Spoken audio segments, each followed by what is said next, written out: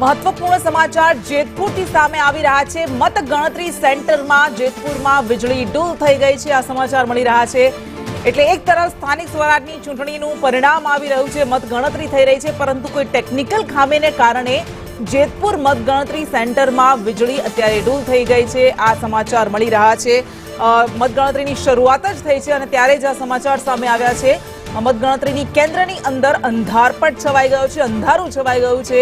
વહેલી સવાર છે, પરંતુ પીજીવીસીએલની ટીમ દ્વારા અત્યારે શું ખામી રહી ગઈ છે તે શોધવાની કામગીરી શરૂ કરવામાં આવી છે અને થોડા જ સમયમાં એવી આશા છે કે ફરી પાછી વીજળી યથાવત થઈ જશે, વીજળી આવશે। જેતપુર મતગણતરી સેન્ટર પર અત્યારે વીજળી ડૂલ થઈ ગઈ છે, જેના કારણે અંધારપટ છવાઈ ગયો છે, પરંતુ ધીમે ધીમે આ પરિણામો આવવાના શરૂ થઈ ગયા છે અને ભારતીય જનતા પાર્ટી માટે આ શરૂઆતમાં ઉત્સાહના સમાચાર।